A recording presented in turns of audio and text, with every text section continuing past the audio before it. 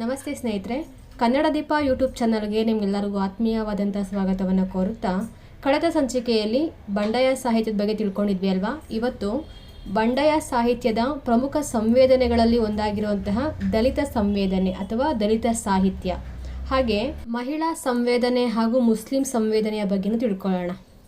ನೋಡಿ, ನಮ್ಗೆ ಈಗಾಗಲೇ ಗೊತ್ತಿರೋ ಹಾಗೆ ಈ ದಲಿತ ಸಾಹಿತ್ಯ ಅನ್ನೋದು ಕೇವಲ ದಲಿತರಿಂದಲೇ ಸೃಷ್ಟಿಯಾಗಿರುವಂತಹ ಸಾಹಿತ್ಯ ಅಲ್ಲ.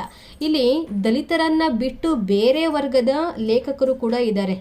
ಬ್ರಾಹ್ಮಣ್ಯವನ್ನು ವಿರೋಧ ಮಾಡುವಂತಹ, ಅವರ ಶೋಷಣೆಯನ್ನು ಸಹಿಸ್ಕೊಳ್ಳೋಕ್ಕಾಗ್ದಲೇ ಇರೋಂತಹ, ಅಂದರೆ ಇವಾಗ ಯಾರೋ ಒಬ್ರು ಬೇರೆ ಕ್ಯಾಸ್ಟಲ್ಲಿ ಇರ್ತಾರೆ, ಇನ್ನೊಬ್ರಿಗೆ ಆಗ್ತಿರೋಂಥ ಅನ್ಯಾಯವನ್ನು ಸಹಿಸ್ಕೊಳ್ಳೋದಿಲ್ವಲ್ಲ, ಅಂತಹ ಒಂದು ವರ್ಗ ಸೃಷ್ಟಿ ಮಾಡಿರೋಂತಹ ಸಾಹಿತ್ಯವನ್ನು ನಾವು ದಲಿತ ಬಂಡಾಯ ಸಾಹಿತ್ಯ ಅಂತ ಗುರುತಿಸ್ತೀವಿ.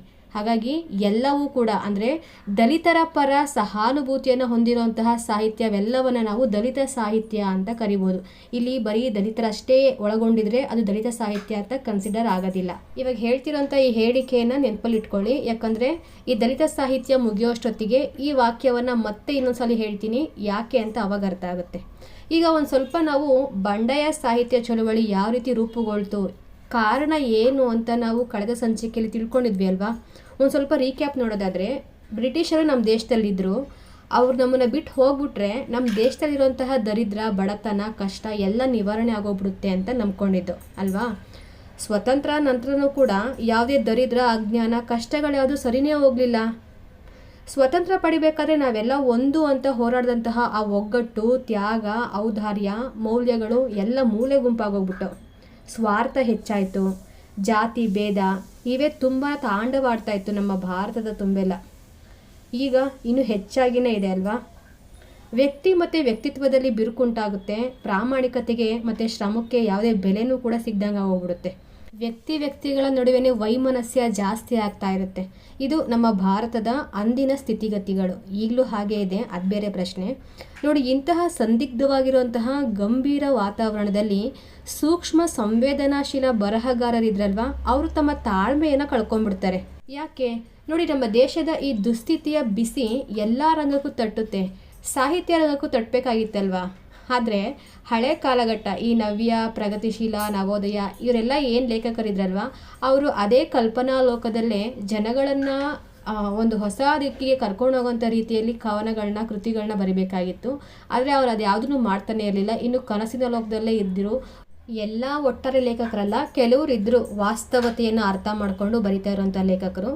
ಇಲ್ಲಿ ಈ ಸೂಕ್ಷ್ಮ ಸಂವೇದನಾ ಲೇಖಕರು ಅಂತ ಹೇಳಿದೆ ಅಲ್ವಾ, ಅವ್ರಿಗೇನು ಅಂದರೆ ಪರಿಸ್ಥಿತಿ ಇವಾಗ ಯಾವ ಥರ ಇದೆ ನಮ್ಮ ಭಾರತದ್ದು, ನಾವು ಯಾವುದನ್ನು ಕೃತಿಯಾಗಿಸಬೇಕು, ವಾಸ್ತವಾಂಶದ ಬಗ್ಗೆ ನಾವು ಕೃತಿಯನ್ನು ಬರಿಬೇಕು, ಜನರ ಜೀವನದ ನೈಜ ಚಿತ್ರಣವನ್ನು ನಾವು ಕಟ್ಕೊಡ್ಬೇಕು, ನಾವು ಬರೀ ಕಲ್ಪನೆಯಲ್ಲೇ ಮುಳುಗೋಗಬಾರ್ದು ಅನ್ನೋದನ್ನು ಒಂದು ಹೊಸ ರೀತಿಯಲ್ಲಿ, ಹೊಸ ಆಯಾಮದಲ್ಲಿ ತರ್ತಾರೆ. ಇವರಿಗೆ ಪ್ರೇರಣೆಯಾಗಿದೆ ಮಾರ್ಕ್ಸ್ವಾದ, ಲೋಹಿಯಾವಾದ, ಅಂಬೇಡ್ಕರ್ವಾದ, ಸಾಕಷ್ಟು ಪರಿಣಾಮ ಬೀರುತ್ತೆ. ಹೊಸದಾಗಿ ಪರಿಚಯ ಆಗಿರುವಂತಹ ವಿಜ್ಞಾನ, ತಂತ್ರಜ್ಞಾನ, ಸಮಾಜದ ರೀತಿ ನೀತಿಗಳನ್ನು ಪಲ್ಲಟಗೊಳಿಸ್ಬಿಡುತ್ತೆ. ಇದನ್ನು ಇನ್ನೂ ಸ್ವಲ್ಪ ನಿಮಗೆ ಡೀಟೇಲಾಗಿ ಹೇಳಬೇಕು ಅಂತಂದರೆ, 1920ರಿಂದ 45 ಇದು ನವೋದಯ ಕಾಲಘಟ್ಟದಲ್ವಾ, ಸರಿ ಸುಮಾರು ಹೇಳ್ತಾ ಇರೋಂಥದ್ದು. ಈ ಅವಧಿಯಲ್ಲಿ ಸೃಷ್ಟಿಯಾಗಿರುವಂತಹ ನವೋದಯ ಸಾಹಿತ್ಯ ಬಹುಪಾಲು ಕನಸುಗಾರಿಕೆ ಮತ್ತು ಶಬ್ದಾಡಂಬರಕ್ಕೆ ಹೆಚ್ಚಿನ ಪ್ರಾಮುಖ್ಯತೆಯನ್ನು ಕೊಟ್ಟಿತ್ತು. ಇನ್ನು ನೆಕ್ಸ್ಟ್ ಬಂದಿದ್ದು ಪ್ರಗತಿಶೀಲ ಕಾಲಘಟ್ಟ. 1945ರಿಂದ 50 ಈ ಆಸುಪಾಸಲ್ಲಿ ಪ್ರಗತಿಶೀಲರು ಬಂದರು. ಇವರು ಕೇವಲ ವಾಸ್ತವವಾದ ಮತ್ತು ಅತಿಯಾದ ವರ್ಣನೆ, ಹಾಗೆ ಅಶ್ಲೀಲತೆಯ ವರ್ಣನೆ ಇದೆ ಅಂತ ಆರೋಪ ಪಡ್ಕೊಂಡು ಹಿಂದೆ ಸರಿಯುತ್ತೆ ಪ್ರಗತಿಶೀಲರು. 1950ರ ನಂತರದ್ದೇ ನವ್ಯ ಸಾಹಿತ್ಯ ರಚನೆ. ಇಲ್ಲಿನ ಸಾಹಿತಿಗಳು ಏನು ಮಾಡ್ತಾರೆ, ತಮ್ಮ ವೈಯಕ್ತಿಕ ಜೀವನದ ಧೋರಣೆಗಳನ್ನು ವಾಸ್ತವ ಬದುಕಿನ ಅಭಿವ್ಯಕ್ತಿ ಮಾಧ್ಯಮದಲ್ಲಿ ನಿರೂಪಿಸೋದಕ್ಕೆ ತೊಡಗ್ತಾರೆ. ಜೀವನ ಅನ್ನೋದು ತುಂಬ ಸರಳ ಆಗಿರೋದಲ್ವಾ, ಆದರೆ ಅದರ ಸಂಕೀರ್ಣತೆಯನ್ನು ಹಿಡಿದಿಡೋದಕ್ಕೆ ಸಾಕಷ್ಟು ಪ್ರಯತ್ನ ಪಡ್ತಾರೆ. ಸರಳವಾಗಿರುವಂಥ ಜೀವನವನ್ನು ಸಂಕೀರ್ಣ ಮಟ್ಟಕ್ಕೆ ತಗೊಂಡೋಗ್ತಾರೆ. 1950ರಿಂದ 70ರವರೆಗಿನ ಸಾಹಿತ್ಯ ಈ ಒಂದು ನವ್ಯ ಕಾಲಘಟ್ಟದ್ದು. ನವ್ಯ ಸಾಹಿತ್ಯ ಹೆಚ್ಚಿನ ಮಟ್ಟಿಗೆ ಓದುಗರನ್ನು ಮುಟ್ಲೇ ಇಲ್ಲ. ಯಾಕಂದರೆ ಇಂಗ್ಲೀಷ್ ಕಲ್ತಿರೋಂಥ ಪ್ರೊಫೆಸರ್ಗಳಿಂದ ರಚಿತ ಆಗಿರೋಂಥದ್ದು. ಇದು ಪ್ರೊಫೆಸರ್ ಪೊಯೆಟ್ರಿ ಆಗಿತ್ತು, ವ್ಯಕ್ತಿನಿಷ್ಠವಾಗಿತ್ತು, ಸ್ವಲ್ಪ ಕ್ಲಿಷ್ಟವಾಗಿತ್ತು. ಹಾಗಾಗಿ ಬರೆದಿರೋರಷ್ಟೇ ಓದಬಲ್ಲರು ಅನ್ನೋ ಕುಖ್ಯಾತಿಗೆ ಒಳಗಾಗೋಯಿತು ಈ ನವ್ಯ ಸಾಹಿತ್ಯ. ಇದಾದ್ಮೇಲೆ ಬಂದಿದೆ ದಲಿತ ಬಂಡಾಯ ಸಾಹಿತ್ಯ. ದಲಿತರು ಹಾಗೆ ದಲಿತೇತರರು ಒಟ್ಟಾಗಿ ಆರಂಭ ಮಾಡಿರುವಂತಹ ಈ ಚಳುವಳಿ. ನವ್ಯ ಸಾಹಿತ್ಯದ ಕೊನೆಗೆ ಹೊಸ ಬಗೆಯ ಕಾದಂಬರಿಗಳು ರೂಪುಗೊಳ್ತವೆ. ಫಾರ್ ಎಕ್ಸಾಂಪಲ್ ಆನಕೂರವ್ರು ಇರ್ಬೋದು, ತಾರಾಸುರವರು, ಬಸವರಾಜ್ ಕಟ್ಟಿಮನಿ, ನಿರಂಜನ ಅವರು, ಇವರೆಲ್ಲ ವ್ಯಕ್ತಿ ಒಳಗಡೆ ಇರುವಂತಹ ಒಳ್ಳೆತನವನ್ನು ಹುಡುಕೋದಕ್ಕೆ ಹೊರಡ್ತಾರೆ. ಮತ್ತು ವ್ಯಕ್ತಿ ಅಂತಂದರೆ ಯಾವ ವ್ಯಕ್ತಿ ಅಂತ ಅನ್ಬೇಡಿ, ನಾನು ಹೇಳ್ತಾ ಇರೋದು ದಲಿತ ಸಾಹಿತ್ಯ ಅಲ್ವಾ. ನೋಡಿ, ದಲಿತ ಅವನಲ್ಲೂ ಕೂಡ ಒಬ್ಬ ಒಳ್ಳೆ ವ್ಯಕ್ತಿ ಇದ್ದಾನೆ, ಅದನ್ನು ಹುಡ್ಕೋದಕ್ಕೆ ಹೊರಟಿರೋಂತಹ ಕವಿಗಳಿವರು. ದಲಿತೇತರ ಕವಿಗಳು ದಲಿತನ ಬಗ್ಗೆ ಬರಿತಾ ಇರೋವಂಥದ್ದು. ಈ ನಿಟ್ಟಿನಲ್ಲಿ ಕುವೆಂಪುರವರು ಬರೆದಿದ್ದಾರೆ, ಬೆಟಗಿರಿ ಶರ್ಮಾ ಅವರು, ಪಂಜೆ ಅವರು, ಕಾರಂತರು, ಇವರು ಸಹ ಇದೇ ಸಂದರ್ಭದಲ್ಲಿ ಅನೇಕ ಸಾಹಿತ್ಯ ಕೃತಿಯನ್ನು ನಮಗೆ ಕೊಡುಗೆಯಾಗಿ ಕೊಟ್ಟಿದ್ದಾರೆ.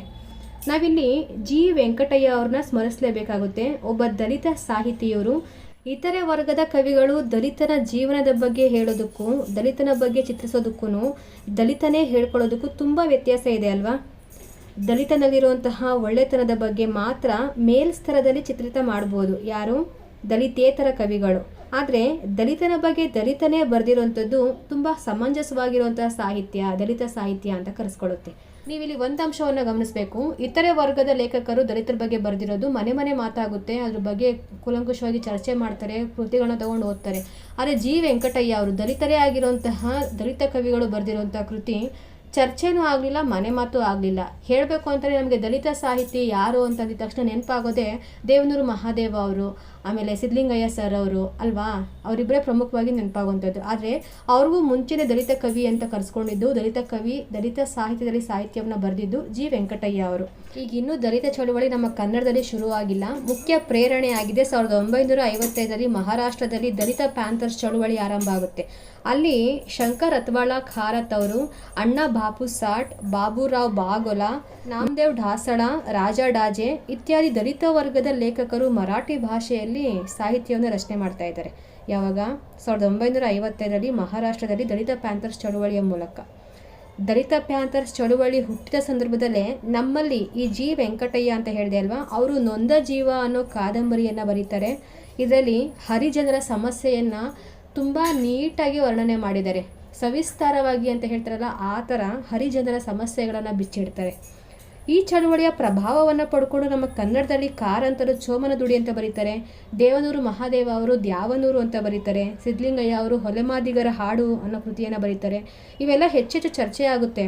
ಆದರೆ ಈ ನೊಂದ ಜೀವ, ಜಿ ವೆಂಕಟಯ್ಯ ಅವರು ಬರೆದಿರೋಂಥ ನೊಂದ ಜೀವ ಕಾದಂಬರಿ ಚರ್ಚೆ ಆಗಲೇ ಇಲ್ಲ. ನಮ್ಮಲ್ಲಿ ಈ ದಲಿತ ಸಾಹಿತ್ಯ ರೂಪುಗೊಂಡಿದ್ದು ಪ್ರಥಮವಾಗಿ ಈ ಥರ ದಲಿತೇತರರು ದಲಿತರ ಬಗ್ಗೆ ಬರೆದಿರೋಂಥದ್ದು, ಹಾಗೆ ದಲಿತ ಕವಿಯಾಗಿರುವಂಥ ಜಿ ವೆಂಕಟಯ್ಯ ಅವರು ಬರೆದಿರೋಂಥ ಒಂದು ಕಾದಂಬರಿ ಮುಖಾಂತರ ದಲಿತ ಸಾಹಿತ್ಯ ಆರಂಭ ಆಗುತ್ತೆ. ಸರಿ, ಇಷ್ಟೆಲ್ಲ ತಿಳ್ಕೊಂಡ್ಮೇಲೆ ನಮಗೆ ದಲಿತರು ಪದಕ್ಕೆ ಅರ್ಥನೂ ಬೇಕಲ್ವಾ. ಅಂಬೇಡ್ಕರ್ ಅವರು ಡಿಪ್ರೆಸ್ಡ್ ಅನ್ನೋ ಪದವನ್ನು ಬಳಕೆ ಮಾಡ್ತಾರೆ ದಲಿತ ಅನ್ನೋದಕ್ಕೆ. ಸಾಂಸ್ಕೃತಿಕವಾಗಿ, ಸಾಮಾಜಿಕವಾಗಿ, ಆರ್ಥಿಕವಾಗಿ ಹಾಗೆ ರಾಜಕೀಯವಾಗಿ, ಧಾರ್ಮಿಕವಾಗಿಯೂ ಯಾರು ದಮನಕ್ಕೆ ಒಳಗಾಗಿದ್ದಾರೋ, ಯಾರು ಶೋಷಣೆಗೆ ಒಳಗಾಗಿರ್ತಾರೋ ಅವರೆಲ್ಲರನ್ನ ದಲಿತರು ಅಂತ ಕರೀತಾರೆ. ಇಲ್ಲೊಂದು ಕೊಟೇಶನ್ ಕೋಟ್ ಮಾಡ್ತೀನಿ. ಸಿದ್ಧಲಿಂಗಯ್ಯ ಅವರು ಹೇಳಿರೋಂಥದ್ದು, ಸಾಮಾಜಿಕವಾಗಿ ತುಳಿತಕ್ಕೆ ಒಳಗಾಗಿರುವಂತಹ ಕೆಳಜಾತಿಯ ಜನರು ರಚನೆ ಮಾಡಿರುವಂತಹ ವಿಮೋಚನೆಯ ಸಾಹಿತ್ಯವನ್ನು ದಲಿತ ಸಾಹಿತ್ಯ ಅಂತ ಕರೆದಿದ್ದಾರೆ. ಇನ್ನು ಅರವಿಂದ ಮಾಲಗತ್ತಿಯವರು ತಮ್ಮ ಎದೆಯಾಳದಲ್ಲಿ ಹುದುಗಿದ್ದಂತಹ ನೋವು ದುಃಖವನ್ನು ಕೇಳುವಂತಹ ಕಿವಿಗಳು ಇಲ್ಲದಿರುವ ಕಾಲದಲ್ಲಿ ಅದನ್ನು ಬರಹ ರೂಪಕ್ಕೆ ಇಳಿಸಿದ್ದೇ ದಲಿತ ಬಂಡಾಯ ಸಾಹಿತ್ಯ ಅಂತ ಹೇಳ್ತಾರೆ. ಈ ಸಾಹಿತ್ಯ ಹುಟ್ಕೊಳ್ಳೋದಕ್ಕೆ ಪ್ರೇರಣೆ ಏನು ಅಂತ ಕೇಳಿದ್ರೆ, ಈಗ ಆಲ್ರೆಡಿ ಬಂಡಾಯ ಸಾಹಿತ್ಯದಲ್ಲೇ ಎಲ್ಲ ಪ್ರೇರಣೆಗಳನ್ನು ವಿಸ್ತಾರವಾಗಿ ಹೇಳಿದ್ದೀನಿ. ಯಾಕಂದರೆ ದಲಿತ ಬಂಡಾಯ ಸಾಹಿತ್ಯ ಎರಡು ಜೊತೆಯಾಗಿ ಬೆಳೆದಿರೋಂಥದ್ದಲ್ವಾ. ಹಾಗಾಗಿ ಚಿಕ್ಕದಾಗಿ ಹೇಳಬೇಕು ಅಂದರೆ ಅಂಬೇಡ್ಕರ್ ವಾದ ಆಗಿರ್ಬೋದು, ಅಮೇರಿಕಾದ ಕಪ್ಪು ಸಾಹಿತ್ಯ ಆಗಿರ್ಬೋದು, ಮಹಾರಾಷ್ಟ್ರದ ದಲಿತ ಪ್ಯಾಂಥರ್ಸು, ತೆಲುಗಿನ ದಿಗಂಬರ ಕಾವ್ಯ, ಮಾರ್ಕ್ಸ್ವಾದ, ಲೋಹಿಯಾವಾದ, ಆಮೇಲೆ ಈ ಏನೇನೋ ಅನ್ವೇಷಣೆಗಳೆಲ್ಲ ಆಯ್ತಲ್ವಾ, ವಿಜ್ಞಾನ ತಂತ್ರಜ್ಞಾನಗಳಲ್ಲಿ ನಡೆದಿರುವಂಥ ಆವಿಷ್ಕಾರಗಳು, ಇವೆಲ್ಲವನ್ನು ಈ ದಲಿತ ಬಂಡಾಯ ಸಾಹಿತ್ಯಕ್ಕೆ ಪ್ರೇರಣೆಯಾಗಿ ತಗೊಬೋದು. ಮುಖ್ಯವಾಗಿ ಇಲ್ಲಿ ಸಮಾಜದಲ್ಲಿ ಸ್ಥಾನಮಾನ ಸಿಕ್ಕಿಲ್ದವರು, ಅಕ್ಷರ ಲೋಕದಿಂದ ವಂಚಿತರಾಗಿರೋರು ಎಲ್ಲರೂ ಕೂಡ ಈ ಒಂದು ಚಳುವಳಿಯಲ್ಲಿ, ದಲಿತ ಬಂಡಾಯ ಸಾಹಿತ್ಯ ಚಳುವಳಿಯಲ್ಲಿ ಗುರುತಿಸ್ಕೊಳ್ಳೋಕ್ಕೆ ಅವಕಾಶವನ್ನು ಕಲ್ಪಿಸ್ಕೊಟ್ಟಿದ್ದಾರೆ. ಮುಖ್ಯವಾಗಿ ಹೇಳಬೇಕು ಅಂತಂದರೆ, ಈ ದಲಿತ ಸಾಹಿತಿಗಳ ಹುಟ್ಟಿಗೆ ಅಂದಿನ ಜಾತಿ ಪದ್ಧತಿ, ಜಮೀನ್ದಾರಿ ಪದ್ಧತಿ, ಇತರೆ ಬೆಳವಣಿಗೆಗಳೇ ಮುಖ್ಯ ಕಾರಣವಾಗಿ ಕಾಣಿಸ್ಕೊತವೆ. ಕಾಲಗತಿಯಲ್ಲಿ ಜರುಗಿರುವಂತಹ ಕೆಲವು ಸುಧಾರಣೆಗಳಾಗಿರ್ಬೋದು, ಶಿಕ್ಷಣ, ಶ್ರಮಜೀವಿಗಳ ಪರವಾಗಿರುವಂತಹ ಚಿಂತನೆಗಳು, ಈ ಎಲ್ಲ ಅಂಶಗಳು ದಲಿತರಲ್ಲಿ ಅರಿವಿನ ಅಥವಾ ಜ್ಞಾನದ ವಾತಾವರಣವನ್ನು ಸೃಷ್ಟಿ ಮಾಡೋದಕ್ಕೆ ಸಹಾಯ ಮಾಡುತ್ತೆ. ಇದರಿಂದ ಇಲ್ಲಿವರೆಗೂ ಶೋಷಣೆಗೆ ಒಳಗಾಗಿರುವಂತಹ ಇವರೆಲ್ಲ ಸ್ಥಿತಿವಂತರ ವಿರುದ್ಧ ತಿರುಗಿ ಬೀಳ್ತಾರೆ, ಜೊತೆಗೆ ತಮ್ಮ ಅನಿಸಿಕೆ ಅಭಿಪ್ರಾಯಗಳನ್ನು ಹೊರಹಾಕೋದಕ್ಕೆ ಮುಂದಾಗ್ತಾರೆ. ದಲಿತರ ಮೇಲೆ ಆಕ್ರಮಣ ಮಾಡ್ತಿದ್ದಂತಹ ಪರಂಪರಾಗತವಾಗಿ ಬಂದ ಸ್ಥಗಿತ ಮೌಲ್ಯಗಳನ್ನು ಸಹ ಪ್ರಶ್ನೆ ಮಾಡ್ತಾರೆ, ಅದನ್ನು ತಾತ್ಸಾರದಿಂದ ಕಾಣ್ತಾರೆ, ಮತ್ತು ಸಾಹಿತ್ಯದಲ್ಲಿ ಅದನ್ನು ವಿಡಂಬಿಸಿ ಬರೆಯೋದು ದಲಿತ ಸಾಹಿತ್ಯದ ಮುಖ್ಯ ಉದ್ದೇಶವನ್ನಾಗಿ ಮಾಡ್ಕೊತಾರೆ. ಇವರ ರೊಚ್ಚು, ಕೋಪ, ಆವೇಶ, ಅಬ್ಬರ ಇವೆಲ್ಲ ದಲಿತ ಸಾಹಿತ್ಯದಲ್ಲಿ ನಾವು ಕಾಣ್ಬೋದು. ಯಾಕೆ ಹೇಳಿ? ಅವ್ರು ಅಷ್ಟೊಂದು ಶೋಷಣೆಗೆ ಒಳಗಾಗಿದ್ರಲ್ವಾ. ಫಾರ್ ಎಕ್ಸಾಂಪಲ್ ಸಿದ್ಲಿಂಗಯ್ಯ ಅವರು ಬರೆದಿರುವಂತಹ ಕಪ್ಪು ಕಾಡಿನ ಹಾಡು ಆಗಿರ್ಬೋದು, ಜನಪ್ರಿಯವಾಗಿರುವಂತಹ ಇವರೊಂದು ಕವಿತೆ ಓದಿದ್ದೀರಾ? ಇವರು ಬರೆದಿರುವಂತಹ ಎಲ್ಲ ಕವಿತೆಗಳು ಅದ್ಭುತವಾಗಿದೆ. ಆದರೆ ಅದರಲ್ಲಿ ತುಂಬ ಚೆನ್ನಾಗಿರುವಂಥದ್ದು ಇಕ್ರಲ್ಲ, ಒದಿರಲ್ಲ, ಈ ನನ್ನ ಮಕ್ಕಳು ಚರ್ಮ ಇಬ್ಬರಲ್ಲ. ಒಂದ್ಸತಿ ಕೇಳಿ ನೋಡಿ. ಗ್ರಾಮ್ಯ ಭಾಷೆಯಲ್ಲಿ ಅವ್ರ ಮನಸ್ಸಲ್ಲಿ ಆಗಿರುವಂಥ ತಳಮಳಗಳನ್ನು, ಆ ಶೋಷಣೆಯನ್ನು ಎಷ್ಟು ಚೆನ್ನಾಗಿ ಕವಿತೆ ರೂಪದಲ್ಲಿ ಕಟ್ಕೊಟ್ಟಿದ್ದಾರೆ ಅಂತಂದರೆ ಓದಬೇಕಾದ್ರೆ ನಮಗೆ ಒಂಥರ ಮೈ ಜುಮ್ ಅನಿಸುತ್ತೆ. ಇದನ್ನೇ ಅಕ್ಷರ ಕ್ರಾಂತಿ ಅಂತ ಹೇಳುವಂಥದ್ದು. ಅರವಿಂದ ಮಾಲಗತ್ತಿಯವರು ಇದಕ್ಕೆ ಒಳ್ಳೆ ಕೊಟೇಶನ್ ಹೇಳಿದ್ದಾರೆ. ಆಗಲೇ ಹೇಳಿದೆ ಅಲ್ವಾ, ಎದೆಯಾಳದಲ್ಲಿ ಹುದುಗಿರುವಂತಹ ನೋವು, ದುಃಖ, ದುಮ್ಮಾನಗಳನ್ನು ಕೇಳೋಂಥ ಕಿವಿ ಇರಲಿಲ್ಲ. ಹಾಗಾಗಿ ಅಂಥ ಸಂದರ್ಭದಲ್ಲಿ ಅದನ್ನು ಬರಹ ರೂಪಕ್ಕೆ ಇಳಿಸಿದ್ದೇ ಈ ದಲಿತ ಬಂಡಾಯ ಸಾಹಿತ್ಯ ಅಂತ ಹೇಳಿದ್ದಾರೆ. ಹೌದಲ್ವಾ? ಇವರಲ್ಲಿ ಇಷ್ಟೊಂದು ರೊಚ್ಚು, ಆವೇಶ ಇದೆಲ್ಲ ಇದೆ. ಅದನ್ನು ಯಾವ ರೀತಿ ಹೊರ ಹಾಕಬೇಕು, ಯಾರ ಮೇಲೆ ತೀರಿಸ್ಕೊಬೇಕು, ಯಾರಿಗೆ ಹೇಳೋಣ ನಮ್ಮ ಸಂಕಟನ, ಈ ಥರ ಕೃತಿ ಮೂಲಕ, ಕವಿತೆಯ ಮೂಲಕ ಹೊರ ಹಾಕಿದ್ದಾರೆ. ಹುಟ್ಟಿನಿಂದ ದಲಿತರಾಗಿರುವಂಥ ಜನ ಬರೆದ ಸಾಹಿತ್ಯವನ್ನು ದಲಿತ ಸಾಹಿತ್ಯ ಅಂತ ಕರಿಬೋದು. ಇವರಿಗೆ ತಮ್ಮದೇ ಆಗಿರುವಂಥ ಒಂದು ವಿಶಿಷ್ಟ ಅನುಭವ ಇರುತ್ತೆ. ಹಾಗಾಗಿ ಆಯಾ ವರ್ಗದವರೇ ಅಭಿವ್ಯಕ್ತಿಸಿದ್ರೆ ಅದು ತುಂಬ ತಾಜಾತನವನ್ನು ಪಡ್ಕೊಂಡಿರುತ್ತೆ. ಇವಾಗ ನನಗೇನೋ ಸಂಕಟ ಆಗ್ತಿದೆ, ಅದನ್ನು ನಾನೇ ಅಭಿವ್ಯಕ್ತಪಡಿಸ್ಬೇಕು. ನನಗಾಗಿರೋಂಥ ನೋವುಗಳನ್ನ ನೀನು ಹೇಳು ಅಂದ್ಬಿಟ್ಟು ಇನ್ನೊಬ್ರ ಕೈಲಿ ಹೇಳ್ಸಿದ್ರೆ ಅದು ಚೆಂದ ಕಾಣುತ್ತಾ? ಚೆನ್ನಾಗಿ ಕಾಣುತ್ತಾ? ಹೋಗಲಿ. ಅವರು ಮೇಲ್ಸ್ತರದಲ್ಲಿ ನೋಡ್ತಾರೆ, ನಾವೇ ಬರ್ಕೊಂಡ್ರೆ ಅದರ ಆಳದಲ್ಲಿ ಇಳಿದು ಹೇಳ್ತೀವಲ್ಲ. ಹಾಗಾಗಿ ದಲಿತ ಕವಿಯೇ ಬರೆದಿರೋಂಥ ಸಾಹಿತ್ಯ ದಲಿತ ಸಾಹಿತ್ಯ. ಮತ್ತು ಬೇರೆಯವರು ಬರೆದಿರೋವಂಥದ್ದು ಎಲ್ಲ ಜಾತಿ ವರ್ಗಗಳಿಂದ ಬಂದಿರುವಂಥ ಬರಹಗಾರರಿಂದ ಶೋಷಿತರಿಗ ಪರವಾಗಿ ಬರೆದಿರುವಂತಹ ಸಾಹಿತ್ಯವನ್ನು ಬಂಡಾಯ ಸಾಹಿತ್ಯ ಅಂತ ಕರಿತೀವಿ. ಬರಗೂರು ರಾಮಚಂದ್ರಪ್ಪ ಅವರು ದಲಿತ ಸಾಹಿತಿಗಳ ವ್ಯಾಪ್ತಿಯ ಬಗ್ಗೆ ಒಂದು ವಾಕ್ಯವನ್ನು ಹೇಳ್ತಾರೆ.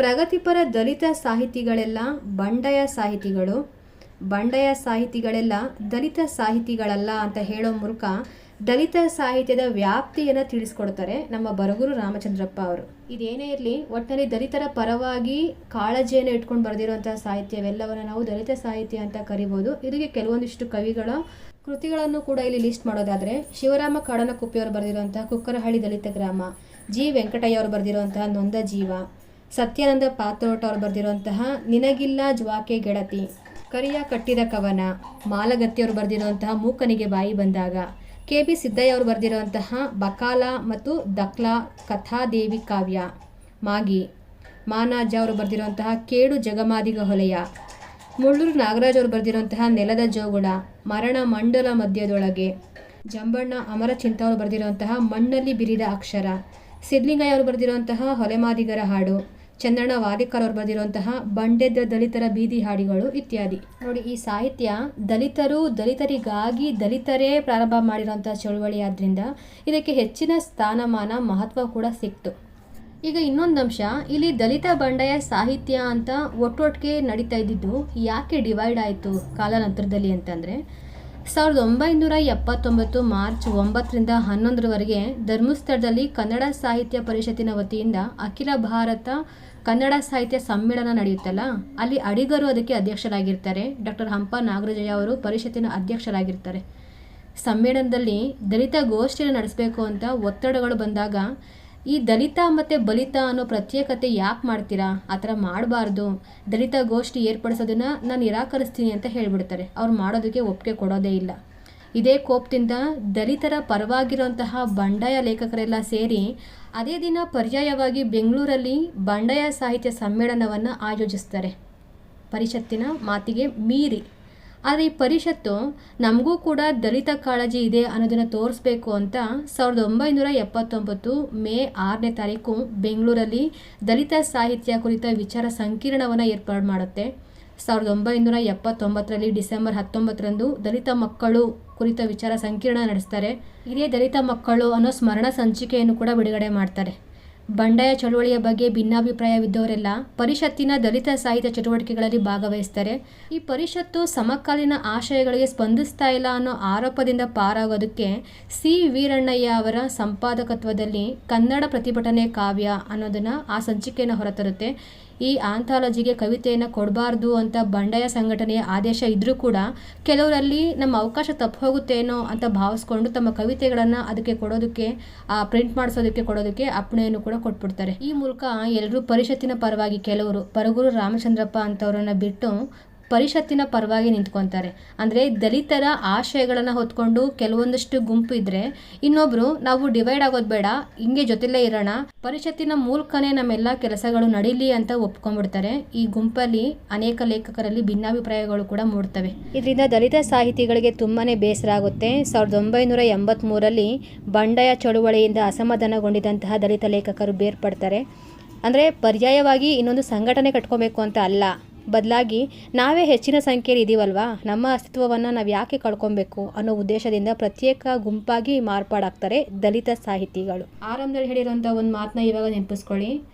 ಬಂಡಾಯ ಚಳುವಳಿಯ ದಲಿತೇತರ ಲೇಖಕರು ದಲಿತ ಲೇಖಕರನ್ನೇ ಮುಂಚೂಣಿಯಲ್ಲಿ ಇಟ್ಕೊಂಡು ಜಾತಿ ಸಮಾನತೆಯ ವಿಷಯವನ್ನೇ ಪ್ರಮುಖ ಹೋರಾಟವನ್ನಾಗಿಟ್ಕೊಂಡು ಸಾಹಿತ್ಯವನ್ನು ಸೃಷ್ಟಿ ಮಾಡ್ತಾರೆ ಅಲ್ವಾ. ಅಲ್ಲಿ ಹೇಳಿದ್ದು ಅದೇ ಮಾತು. ಯಾಕಂದರೆ ದಲಿತ ಸಾಹಿತ್ಯ ಕೇವಲ ದಲಿತರಿಂದ ಸೃಷ್ಟಿಯಾಗಿರೋಂಥ ಸಾಹಿತ್ಯ ಅಲ್ಲ, ಬ್ರಾಹ್ಮಣ ವಿರೋಧಿ ದಲಿತರ ಪರ ಸಹಾನುಭೂತಿಯನ್ನು ಹೊಂದಿರುವಂತಹ ಸಾಹಿತ್ಯ ಎಲ್ಲವನ್ನ ನಾವು ದಲಿತ ಸಾಹಿತ್ಯ ಅಂತ ಕರಿತೀವಿ ಅಂತ ಹೇಳಿದ್ದೆ. ಈ ಒಂದು ಸಾಹಿತ್ಯ ಬರೀ ಇದೊಂದೇ ಕಾಲಘಟ್ಟದಲ್ಲಿ ಹೊರಹೊಮ್ಮಿದ್ದಲ್ಲ. ಆಧುನಿಕ ಸಂದರ್ಭದಲ್ಲಿ ನೋಡೋದಾದ್ರೆ ನವೋದಯ, ನವ್ಯ, ಪ್ರಗತಿಶೀಲ ಈ ಎಲ್ಲ ಕಾಲಘಟ್ಟದಲ್ಲೂ ಕಾಣಿಸ್ಕೊಂಡಿದೆ. ಫಾರ್ ಎಕ್ಸಾಂಪಲ್ ಕುವೆಂಪು ಅವರು ಬರೆದಿರುವಂತಹ ಶೂದ್ರ ತಪಸ್ವಿ ಆಗಿರ್ಬೋದು, ಬಿರಾಳಿಗೆ ಕೊರಳ್ ಆ ಒಂದು ಕೃತಿಯಲ್ಲಿ, ಜಲಗಾರ ನಾಟಕ, ಇಲ್ಲೆಲ್ಲಾನು ನಾವು ದಲಿತನ ಬಗ್ಗೆ ದಲಿತ ಪ್ರಜ್ಞೆಯನ್ನು ಉಂಟು ಮಾಡುವಂಥ ರೀತಿಯಲ್ಲೇ ಕೃತಿಯನ್ನು ಕಟ್ಕೊಟ್ಟಿದ್ದಾರೆ. ಹಾಗಾಗಿ ಕೇವಲ ದಲಿತ ಕವಿ ಅಷ್ಟೇ ಬರೆದ್ರೆ ಅದು ದಲಿತ ಸಾಹಿತ್ಯ ಅಂತ ಕರೆಸ್ಕೊಳ್ಳೋದಿಲ್ಲ, ಅದು ಕೂಡ ದಲಿತ ಸಾಹಿತ್ಯನೇ. ಬಂಡಾಯ ಕವಿಗಳು ಕೂಡ ದಲಿತರ ಪರವಾಗಿ ಬರೀತಾರಲ್ವ, ಅದೂ ದಲಿತ ಸಾಹಿತ್ಯನೇ. ಒಟ್ಟಾರೆ ದಲಿತ ಸಾಹಿತ್ಯ ದಲಿತ ಬಂಡಾಯ ಸಾಹಿತ್ಯ ಅಂತಲೇ ಗುರುತಿಸ್ಕೊಳ್ಳೋವಂಥದ್ದು. ಈ ಬಂಡಾಯ ಚಳುವಳಿಯಲ್ಲಿ ಮುಖ್ಯ ಸ್ಥಾನದಲ್ಲಿ ನಿಂತ್ಕೊಳ್ಳೋದೇ ದಲಿತ ಸಂವೇದನೆ, ನಂತರದಲ್ಲಿ ಬರೋದು ಮುಸ್ಲಿಂ ಸಂವೇದನೆ, ನಂತರ ಮಹಿಳಾ ಅಥವಾ ಸ್ತ್ರೀವಾದಿ ಸಂವೇದನೆ, ಇನ್ನು ಗ್ರಾಮೀಣ ಸಂವೇದನೆ ಅಂತೆಲ್ಲ ಬರುತ್ತೆ. ಆದರೆ ಅದು ಯಾವುದು ಪ್ರಾಮುಖ್ಯ ಅಂತ ಅನಿಸೋದಿಲ್ಲ. ಯಾಕಂದರೆ ಹಳ್ಳಿಗಾಡಿನ ಲೇಖಕರು ಅಥವಾ ಹಳ್ಳಿಯ ಜೀವನದ ಬಗ್ಗೆ ಬರೆದಿರುವಂತಹ, ಹಳ್ಳಿಯ ರೀತಿ ಸಂಪ್ರದಾಯಗಳ ಬಗ್ಗೆ ಬರೆದಿರುವಂಥದ್ದನ್ನು ನಾವು ಗ್ರಾಮೀಣ ಸಂವೇದನೆ, ಗ್ರಾಮೀಣ ಸಾಹಿತ್ಯ ಅಂತ ಕರಿತೀವಿ. ಹಾಗಾಗಿ ಎಲ್ಲ ಕವಿಗಳು ಬರೀತಾರಲ್ವ, ಅದನ್ನು ನಾನು ಹೆಚ್ಚಾಗಿ ಪ್ರಾಮುಖ್ಯತೆ ಕೊಟ್ಟು ಏನು ಹೇಳೋದಿಲ್ಲ. ಇಲ್ಲಿ ಸ್ತ್ರೀ ಸಂವೇದನೆ ಮತ್ತು ಮುಸ್ಲಿಂ ಸಂವೇದನೆ ಈ ಎರಡು ಬಗ್ಗೆ ಇವಾಗ ಸ್ವಲ್ಪ ನೋಡ್ಬಿಡೋಣ. ಬಂಡಾಯ ಚಳುವಳಿಯ ಎರಡನೇ ಸಂವೇದನೆ ಮುಸ್ಲಿಂ ಸಂವೇದನೆ, ಅತಿ ಪ್ರಮುಖವಾಗಿರುವಂಥದ್ದು. ಮುಸ್ಲಿಂ ಜನಾಂಗದ ಜೀವನದ ಸ್ತರಗಳನ್ನು, ದುಃಖ ದುಮ್ಮಾನಗಳನ್ನು, ಅವರ ಸಂಸ್ಕೃತಿಯ ಒಳನೋಟಗಳನ್ನು ಬಂಡಾಯ ಚಳುವಳಿ ಮೊಟ್ಟ ಮೊದಲ ಬಾರಿಗೆ ನಮ್ಮ ಮುಂದೆ ತೆರೆದಿಡುತ್ತೆ ಸಾಹಿತ್ಯದ ಮೂಲಕ.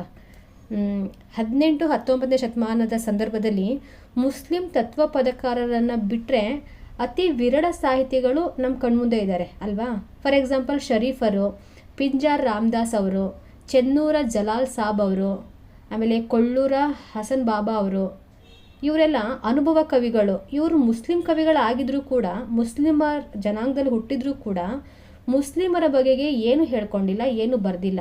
ಅಂದರೆ ಆ ಮುಸ್ಲಿಂ ಜನಾಂಗದೊಳಗಡೆ ಏನೆಲ್ಲ ದುಃಖ ದುಮ್ಮಾನಗಳಿದ್ದಾವೆ, ಅವ್ರ ಸಂಸ್ಕೃತಿ ಯಾವ ಥರ ಇದೆ, ಇದನ್ನು ಅವ್ರು ಯಾರು ಏನು ಹೇಳ್ಕೊಂಡಿಲ್ಲ. ಇನ್ನು ಆಧುನಿಕ ಸಂದರ್ಭದಲ್ಲಿ ಕೆಲವೊಂದಿಷ್ಟು ಕವಿಗಳು ಕಾಣಿಸ್ಕೊಂಡಿದ್ದಾರೆ, ಮುಸ್ಲಿಂ ಜನಾಂಗದ ಕವಿಗಳು. ಅಕ್ಬರ್ ಅಲಿ ಆಗಿರ್ಬೋದು, PA ಸನದಿ, ನಿಸಾರ್ ಅಹಮದ್ ಅವರು, ಇವರು ಕೂಡ ಆ ಕೆಲಸ ಮಾಡಿಲ್ಲ. ಅಂದರೆ ಅವರ ಜನಾಂಗದ ಸ್ಥಿತಿಗತಿಗಳ ಬಗ್ಗೆ ಎಲ್ಲೂ ಕವಿತೆಗಳನ್ನ, ಕವನಗಳನ್ನ, ಕೃತಿಗಳನ್ನ ಕಟ್ಕೊಟ್ಟಿಲ್ಲ. ಅಂಥದ್ದೊಂದು ಅಭೂತಪೂರ್ವ ಕೆಲಸ ಮಾಡಿದ್ದೆ ಈ ಬಂಡಾಯ ಚಳುವಳಿ ಅಂತ ಹೇಳ್ಬೋದು. ಇಂತಹ ಅಪರಿಚಿತ ಜಗತ್ತಿನ ಒಳನೋಟಗಳನ್ನು ಮೊಟ್ಟ ಮೊದಲ ಬಾರಿಗೆ ಬಿಚ್ಚಿಟ್ಟವರೇ ಬಂಡಾಯ ಚಳುವಳಿಕಾರರು. ಈ ಚಳುವಳಿಯ ಮೂಲಕ ಗುರುತಿಸಿಕೊಂಡಂತಹ ಮುಸ್ಲಿಂ ಲೇಖಕರು ಯಾರು ಅಂತಂದರೆ ಸಾರಾ ಅಬೂಬಕ್ಕರ್ ಅವರು, ಫಕೀರ್ ಮಹಮ್ಮದ್ ಕಟ್ಟಾಡಿ ಅವರು, ರಹಮತ್ ತರೀಕೆರೆ, ಬೋಳಾವರು, ಮಹಮ್ಮದ್ ಕುಂಯೀರ್ ಅವರು, ಬಾನು ಮುಷ್ತಾಕ್ರವರು, ರಬ್ಜಾನ್ ದರ್ಗಾ, ನಾಜೀರ್ ಚಂದಾವರ, ಸೈಯದ್ ಜಮೀರುಲ್ಲಾ ಶರೀಫ್ರವರು, ಕಲೀಂ ಭಾಷಾ, ಅಬ್ದುಲ್ ರಶೀದ್ ಅವರು, K ಶರೀಫಾ, ಇವರೆಲ್ಲ ಮುಸ್ಲಿಂ ಜನಾಂಗದ ನೋವು ನಲಿವಿಗೆ ದನಿಯಾಗಿದ್ದಂಥವರು.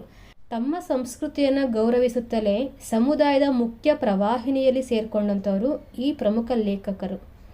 ನೋಡಿ, ದಲಿತನಾಗಿದ್ಕೊಂಡೇ ಭಾರತೀಯ ಪರಂಪರೆಗೆ ಸೇರ ಬಯಸುವಂತಹ ದಲಿತ ಲೇಖಕರ ಥರನೇ ಇವರು ಮುಸ್ಲಿಂ ಆಗಿದ್ರೂ ಕೂಡ ಭಾರತೀಯ ಸಂಸ್ಕೃತಿಯ ಸಾಧ್ಯತೆಗಳನ್ನು ವಿಸ್ತರಿಸುವಂತಹ ಹಂತದಲ್ಲಿ ಬಂಡಾಯದ ಮುಸ್ಲಿಂ ಲೇಖಕರ ಧೋರಣೆಯನ್ನು ನಾವು ಗುರುತಿಸ್ಬೋದಾಗಿದೆ. ದಲಿತನ ನೋವು, ದುಃಖ, ದುಮ್ಮಾನ, ಕಷ್ಟ, ಕಾರ್ಪಣ್ಯಗಳನ್ನು ಸಾಹಿತ್ಯದಲ್ಲಿ ಯಾವ ರೀತಿ ಅವನು ತೋರಿಸ್ಕೊಂಡೋ ಇವರು ಕೂಡ ಇವ್ರ ಜನಾಂಗದಲ್ಲಿ ಅವರ ಸಂಸ್ಕೃತಿ, ಅವರ ಆಚಾರ ವಿಚಾರ, ಅವರ ನೋವು ದುಃಖ ದುಮ್ಮಾನಗಳನ್ನು ಸಾಹಿತ್ಯದ ಮೂಲಕ ಈ ಮುಸ್ಲಿಂ ಜನಾಂಗದ ಲೇಖಕರು ಹೊರಹಾಕ್ತಾರೆ. ಇದನ್ನು ಮುಸ್ಲಿಂ ಸಂವೇದನೆ ಅಂತ ಕರೀತಾರೆ. ಇನ್ನು ನೆಕ್ಸ್ಟ್ ಬಂಡಾಯ ಚಳುವಳಿಯಲ್ಲಿ ಮುಖ್ಯವಾಗಿ ಕಾಣಿಸ್ಕೊಳ್ಳೋದು ಮಹಿಳಾ ಸಂವೇದನೆ. ಇದನ್ನು ಸ್ತ್ರೀವಾದಿ ನೆಲೆಯಲ್ಲೂ ಕೂಡ ನೋಡ್ತೀವಿ, ಸ್ತ್ರೀ ಸಂವೇದನೆ ಅಂತಲೂ ಕೂಡ ಕರೀತಾರೆ ಇದನ್ನು. ಈ ಹಿಂದೆ ಹಳೆಗನ್ನಡದಲ್ಲಿ ನೋಡೋದಾದರೆ ಅಕ್ಕ ಮಹಾದೇವಿ, ಹೆಳವನಕಟ್ಟೆ ಗಿರಿಯಮ್ಮ ಇತರ ವಚನಕಾರ್ತಿಯರಿಂದಲೇ ಮಹಿಳಾ ಸಾಹಿತ್ಯ ಆರಂಭ ಆಯಿತು ಅಂತ ನಾವು ಗುರುತಿಸ್ಬೋದು ನಡುಗನ್ನಡ ಕಾಲಘಟ್ಟದಲ್ಲಿ. ಆದರೆ ಅದು ಪ್ರಸಿದ್ಧ ಆಗಿದ್ದು ಯಾವಾಗ ಅಂದರೆ ಈ ಬಂಡಾಯ ಚಳವಳಿಯಲ್ಲಿ. ಪಾಶ್ಚಾತ್ಯ ಲೇಖಕಿಯರಿಂದ ಬೆಳೆದು ಬಂದಿರುವಂತಹ ಸ್ತ್ರೀವಾದ ತೀರಾ ಇತ್ತೀಚಿನ ಪರಿಕಲ್ಪನೆ ಅಂತ ಹೇಳ್ಬೋದು, ಸ್ತ್ರೀವಾದ ಅಂತ ಅನ್ನೋದು. ಆದರೆ ಆ ಹಳಗನ್ನಡದಲ್ಲೂ ಕೂಡ ಲೇಖಕಿಯರಿದ್ದರು. ಅವ್ರು ಯಾರು ಈ ಸ್ತ್ರೀವಾದಿಯ ನೆಲೆಯಲ್ಲಿ ಸಾಹಿತ್ಯವನ್ನು ರಚನೆ ಮಾಡಿಲ್ಲ. ಹೆಣ್ಣು ಗಂಡು ಅನ್ನೋ ಒಂದು ಧೋರಣೆ, ಅಸಮಾನತೆ ಪುರಾಣದಿಂದಲೇ ಇರುವಂಥದ್ದು ಅಲ್ವಾ. ದಲಿತರಷ್ಟೇ ಶೋಷಣೆಗೊಳಗಾಗಿರುವಂತಹ ಈ ಮಹಿಳೆ ಬಂಡಾಯ ಚಳುವಳಿಯ ಮುಖ್ಯ ಕಾಳಜಿಯಾಗಿ ಕಾಣಿಸ್ಕೊತಾಳೆ. ಹೀಗಾಗಿ ಈ ಬಂಡಾಯ ಸಂಘಟನೆಯಲ್ಲಿ ಅದೇ ಪುರುಷ ಸಮಾಜ, ಕೆಲವೊಂದಷ್ಟು ವಿದ್ಯಾವಂತ ಪುರುಷ ಸಮಾಜ ಅಂತ ಗುರುತಿಸಬೇಕು. ಇವರು ಮಹಿಳಾ ಲೇಖಕಿಯರಿಗೆ ಉತ್ತಮ ಸ್ಥಾನಮಾನವನ್ನು ದೊರಕಿಸಿಕೊಡ್ತಾರೆ. ಪುರುಷನ ದುಷ್ಟತನವನ್ನು, ಯಜಮಾನ ಸಂಸ್ಕೃತಿಯ ಸೋಗಲಾಡಿತನವನ್ನು ನೇರವಾಗಿ ತಿರಸ್ಕಾರ ಮಾಡುವಂತಹ ಬಂಡಾಯ ಲೇಖಕರು ಮಹಿಳೆ ಪುರುಷನಿಗಿಂತ ಯಾವುದಕ್ಕೂ ಕಮ್ಮಿ ಇಲ್ಲ, ಇಬ್ಬರು ಸಮಾನರು ಅಂತ ಸಾರ್ತಾರೆ. ನಮ್ಮ ಹಿಂದೂ ಸಂಸ್ಕೃತಿನೇ ತಗೊಳ್ಳಿ, ಮಹಿಳೆಯನ್ನು ದೇವತೆಯಾಗೂ ನೋಡ್ತಾರೆ, ರಾಕ್ಷಸಿಯಾಗೂ ನೋಡ್ತಾರೆ. ಈ ಅಯ್ಯಪ್ಪ ಸ್ವಾಮಿ ಫಿಲಮಲ್ಲಿ ಒಬ್ಬಳು ರಾಕ್ಷಸಿ ಬರ್ತಾಳಲ್ಲ, ಅವಳು ಎಕ್ಸಾಂಪಲ್ಲು. ಇನ್ನೊಂದು ಮಹಾಮಾತೆ, ದೇವರು, ಆ ದೇವತೆ ಆಯಿತಾ, ಮಹಾಲಕ್ಷ್ಮಿ ಸರಸ್ವತಿ ಯಾರಾದರೂ ಸರಿ. ಎಕ್ಸ್ಟ್ರೀಮ್ ಲೆವೆಲಲ್ಲಿ ಇಬ್ಬರನ್ನೂ ವರ್ಣನೆ ಮಾಡಿಬಿಡ್ತಾರೆ ಸಂಸ್ಕೃತಿ, ಹಿಂದೂ ಸಂಸ್ಕೃತಿನಲ್ಲಿ. ಅದೇ ನಮ್ಮ ಬಂಡಾಯ ಲೇಖಕರು ಮಹಿಳೆಯನ್ನು ಮಹಿಳೆಯಾಗಿಯೇ ನೋಡ್ತಾರೆ. ಅವಳೊಬ್ಬ ಸ್ನೇಹಿತೆ ಆಗಿರ್ಬೋದು, ಸಂಗಾತಿ ಆಗಿರ್ಬೋದು, ಅವಳಿಗೆ ಏನಿದ್ದಾಳೋ ಅದೇ ಅವಳ ವ್ಯಕ್ತಿತ್ವದಿಂದ ಗುರುತಿಸುವಂಥದ್ದು ಇಲ್ಲಿ ಬಂಡಾಯ ಲೇಖಕರಲ್ಲಿ. ಹಾಗಾಗಿ ಇಲ್ಲಿ ಯಾವುದೇ ಜಾತಿ ಭೇದವನ್ನು ಮಾಡೋದಿಲ್ಲ, ಲಿಂಗ ಭೇದವನ್ನು ಕೂಡ ಅವ್ರು ಮಾಡೋದಿಲ್ಲ, ಎಲ್ಲವನ್ನು ನಿರಾಕರಣೆ ಮಾಡ್ತಾರೆ. ಹಾಗಾಗಿ ಅನೇಕ ಮಹಿಳಾ ಲೇಖಕಿಯರು ಈ ಒಂದು ಚಳುವಳಿಯಲ್ಲಿ ಭಾಗವಹಿಸ್ತಾರೆ, ಮುಕ್ತವಾಗಿ ಮಾತಾಡ್ತಾರೆ. ದಲಿತ ಚಳುವಳಿ ಹುಟ್ಟಿ ಇನ್ನೇನು ದಶಕ ಕಳೆಯೋ ಅಷ್ಟರಲ್ಲೇ ನಮ್ಮ ಕನ್ನಡದಲ್ಲಿ ಸ್ತ್ರೀವಾದಿ ಚಳುವಳಿ ತುಂಬಾ ಸ್ಟ್ರಾಂಗ್ ಆಗಿ ಬಲಿಷ್ಠವಾಗಿ ಬೆಳೀತಾ ಹೋಯಿತು. ಯಾಕಂದರೆ ಈಗ ಆಲ್ರೆಡಿ ನವ್ಯದಲ್ಲಿ ಈ ಪಾಶ್ಚಾತ್ಯ ಸಂಸ್ಕೃತಿಯ ಪ್ರಭಾವದಿಂದ, ಅವರ ಸಾಹಿತ್ಯದಿಂದ ನವ್ಯ ಕಾಲಘಟ್ಟದಲ್ಲೇ ನವ್ಯ ವಿಮರ್ಶೆ ಪಾಶ್ಚಾತ್ಯದ ಸ್ತ್ರೀವಾದಿ ವಿಮರ್ಶೆಗೆ ದಾರಿ ಮಾಡಿಕೊಡ್ತು ಅಂತ ಹೇಳ್ಬೋದು. ನೋಡಿ, ಇಂಗ್ಲೀಷ್ ಸಾಹಿತ್ಯದಲ್ಲಿ ಸಿಮೋನ್ ದಿ ಬೋವಾ ಅವ್ರು ಬರೆದಿರುವಂಥ ದಿ ಸೆಕೆಂಡ್ ಸೆಕ್ಸ್ ತುಂಬಾ ಚರ್ಚೆ ಆಯಿತು. ಆ ಪಾಶ್ಚಾತ್ಯ ಸ್ತ್ರೀವಾದಿ ಸಾಹಿತ್ಯ ಕೂಡ ನಮ್ಮ ಕನ್ನಡ ಸ್ತ್ರೀವಾದಿ ಸಾಹಿತ್ಯಕ್ಕೆ ಸಿಕ್ಕಾಪಟ್ಟೆ ಪ್ರಚೋದನೆಯನ್ನು ಕೊಟ್ಟಿದೆ. ಇದು ಏನೇ ಇದ್ರೂ ಬಂಡಾಯ ಚಳುವಳಿಯಲ್ಲಿ ಗುರುತಿಸ್ಕೊಂಡು ಸ್ತ್ರೀವಾದವನ್ನು ಅಭಿವ್ಯಕ್ತಿಸುವಂತಹ ಲೇಖಕಿಯರಲ್ಲಿ ಪ್ರಮುಖವಾಗಿ ವಿಜಯ ದಬ್ಬೆಯವರು, ಆರ್ ಪೂರ್ಣಿಮಾ ಅವರು, ಸಾರಾ ಅಬೂಬಕರ್, ಲಲಿತಾ ನಾಯಕ್, ಬಾನು ಮುಷ್ತಾಕ್, ವೈದೇಹಿ, ಮಾಲತಿ ಪಟ್ಟಣಶೆಟ್ಟಿ, ಹೇಮಾ ಪಟ್ಟಣಶೆಟ್ಟಿ, ಶಶಿಕಲಾ ವೀರಯ್ಯ ಸ್ವಾಮಿ, ಸುಕನ್ಯಾ ಮಾರುತಿ, ಎಚ್.ಎಸ್. ಮುಕ್ತಾಯಕ್ಕ, ವಿಜಯಶ್ರೀ ಸಬರದ, ಸವಿತಾ ನಾಗಭೂಷಣ್ ಆಗ್ಬೋದು, ಶೈಲಜಾ ಒಡಚಣ ಇತ್ಯಾದಿ ಲೇಖಕಿಯರು ತಮ್ಮ ಮಹಿಳಾ ಲೋಕದ ಆಗು ಹೋಗುಗಳನ್ನು, ಅವರ ನೋವು ದುಃಖ ದುಮ್ಮಾನಗಳನ್ನು ಹೊರಹಾಕೋದಕ್ಕೆ ಸಾಹಿತ್ಯವನ್ನು ಒಂದು ಶಕ್ತಿಯಾಗಿ ಬಳಸ್ಕೊತಾರೆ. ಇದಿಷ್ಟಾಗಿತ್ತು ದಲಿತ ಬಂಡಾಯ ಸಾಹಿತ್ಯ ಮತ್ತು ಪ್ರಮುಖ ಸಂವೇದನೆಗಳು. ಸ್ನೇಹಿತರೆ, ನನ್ನ ಈ ಮಾಹಿತಿ ನಿಮ್ಗೆ ಇಷ್ಟ ಆಗಿದ್ರೆ, ಅರ್ಥ ಆಗಿದ್ರೆ ಲೈಕ್ ಮಾಡಿ, ಶೇರ್ ಮಾಡಿ, ಹಾಗೆ ಸಬ್ಸ್ಕ್ರೈಬ್ ಮಾಡ್ಕೊಳ್ಳಿ. ನಿಮ್ಮ ಅನಿಸಿಕೆ ಅಭಿಪ್ರಾಯಗಳನ್ನು ಕಮೆಂಟ್ ಬಾಕ್ಸಲ್ಲಿ ಹೇಳಿ. Thank you.